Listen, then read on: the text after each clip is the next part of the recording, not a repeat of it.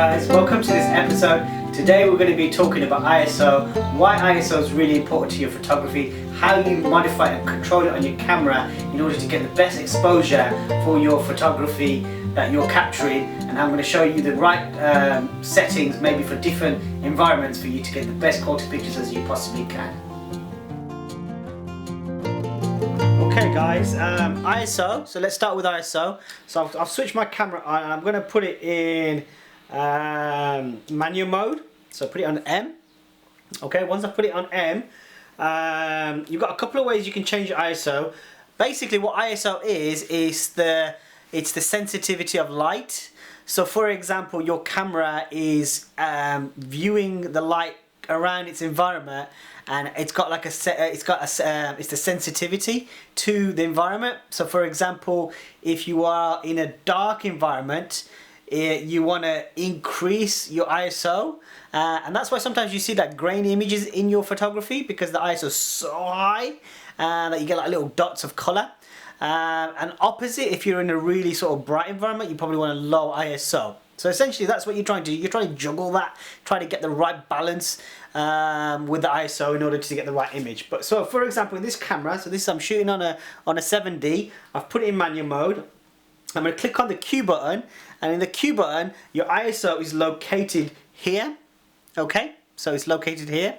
So all you essentially do is you change it, and so what you do is you click on the Q button and you select the ISO. Okay, and then what you have is all these different numbers, as you can see.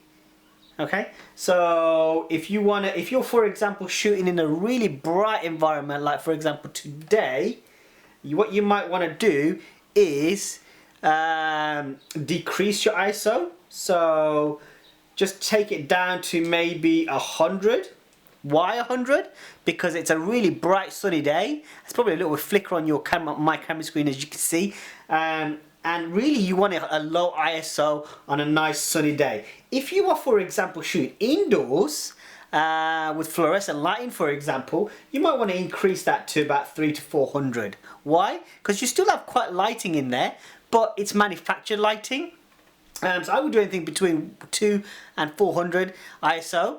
If, for example, you're shooting in really low light environments, you might want to take it to a bit higher, maybe 500 to 1000. Now bear in mind, the higher you go, the more sensitivity the camera has to light. So the higher the ISO may be in a really dark environment, what you'll get is a little bit of graininess. So if you've done any photography and you've shot in a dark environment, you might have noticed that your pictures are a little bit grainy. The reason why they're grainy is because probably your ISO is probably a little bit too high. So therefore, what you need to do is reduce your ISO down, or play around with it. Play around with it till you get the right balance. Obviously your aperture and your shutter needs to be sort of played around with in accordance to your ISO. However, your ISO will have an impact on the graininess and quality of your overall images. You may want the grainy quality in your images because you want a kind of maybe a rustic vintage look. So therefore the graininess is fine. But you may not want it. You might want a really clear, crisp image. So let me just rephrase that. I've gone to the little ISO button and I have clicked on that, and I've changed my ISO over here. Okay, you can also change it on this particular model by clicking on this little tab here. So this is 7D, click on the ISO and you can change it over here as well. My only sort of criticism with doing it this way is, well, if you're shooting like this, which most people do nowadays, if you're using a mirrorless, a DSLR, or even a smartphone, you're not going to necessarily do that, and then go back. It just seems like a little bit of time waste in order to get your image. Best way to do is obviously you hold your camera like this, click on this button, go to your ISO, use this button to move it around. Once you've got the right correct settings, select it and then shoot your image.